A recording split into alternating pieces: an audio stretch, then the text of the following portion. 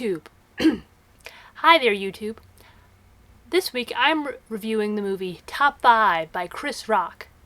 So, this came out in 2014 and was written and directed by Chris Rock, who, you should know because if you've been alive for the past 15 years.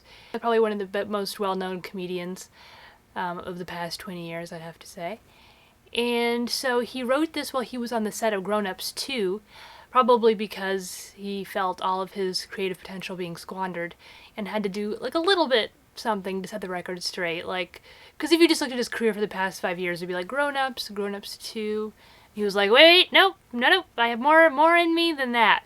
However, I wouldn't say Top 5 is in my Top 5. Heyo!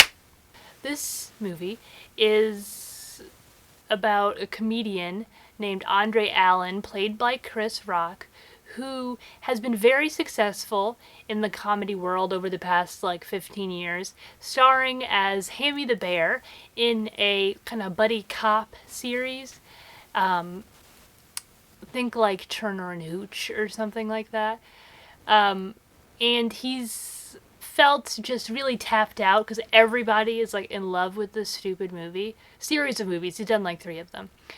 And people keep wanting him to make more, and so he decided to go on the other end of the seriousness spectrum and star in a movie called Uprise with a Z, about the Haitian Revolution, where he plays the slave that led all the other slaves in an uprising against their slave owners and resulted in a whole lot of death. He's in New York, and he's getting interviewed by this journalist played by Rosario Dawson as part of the press for the movie. Let me just say my one pet peeve. Rosario Dawson is this journalist for the New York Times, and she has this bedazzled flip cam that she uses to interview Chris Rock. And I'm like, first of all, this is 2014, nobody uses flip cams anymore. Second of all, serious journalists don't bedazzle things, especially not their recording devices. And third of all, you're sticking it right in his face, right this is the flip cam, this is Chris Rock's face. How do you expect anyone to be candid when they have a stupid flip cam in their face? That made me physically upset. So they gotta walk around and get a feel for the city because he's from New York as well. And so they stop by where he grew up, and he has to go get a ring for his girlfriend, played by Gabrielle Union, who is on a reality show, and she's a celebrity person. She's really awful, which makes me sad. I just want to love Gabrielle Union, but she's really good at playing the people that nobody really likes. So the concept is interesting, and certainly something worth analyzing, especially on the set of Grown Ups 2, a comedy star who is making pap that is really profitable, but it just feels kind of soul-sucking. But I just don't think it was well executed overall. It was independently made, kind of quiet, and then it kind of burst onto the scene.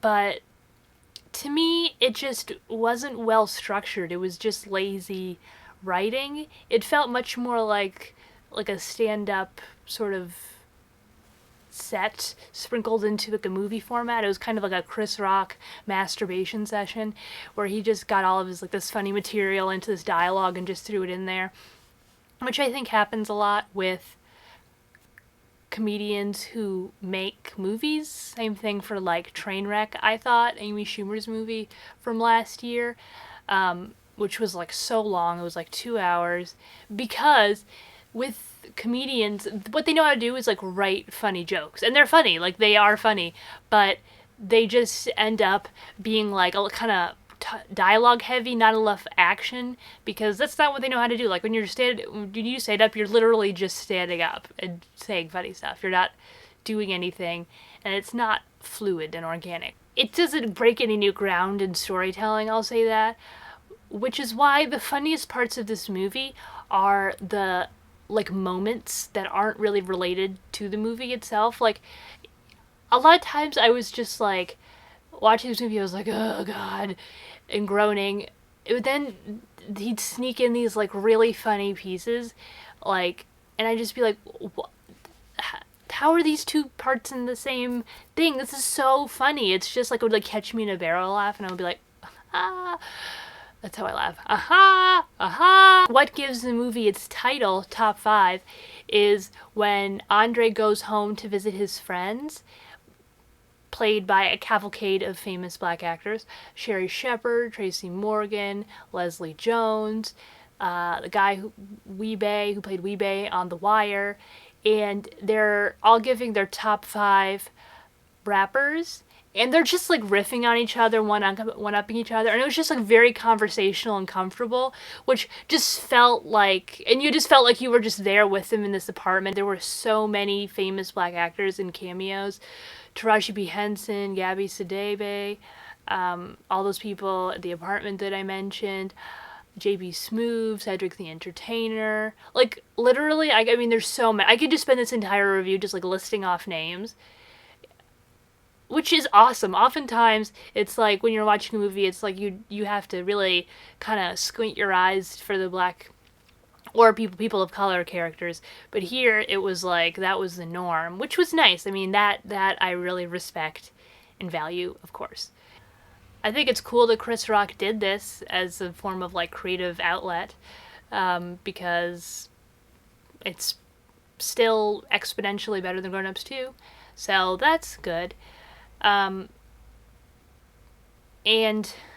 Top 5 made $26 million on a $12 million budget, which is pretty good for an independent movie. I mean, that's pretty darn good, more than doubled, so that's pretty damn good. Music by Questlove and Ludwig Göransson. You probably don't know his name, but he's done music for a lot of TV. He did it for Community and Happy Endings, and he worked with Donald Glover slash Childish Gambino on, like, I think one of his mixtapes. So famous dudes in that respect, and 1001 cameos. So I would give this a no. Don't see it, because the movie itself is pretty bland and dumb. I don't really remember most of it, and the funny parts, which there are, a good number of funny parts, but they're YouTubeable, they're gifable. You don't need to see the movie because they're not really related to the story that much. They're just isolated funny bits. So I would say don't waste your time on it unless you have a thing for Rosario Dawson, like I do, or a thing for Chris Rock if that's your type. Because I feel like there's way, way, way better comedy movies out there. Signing off, friends. Hope to see you next week on my review of something else I have not yet decided.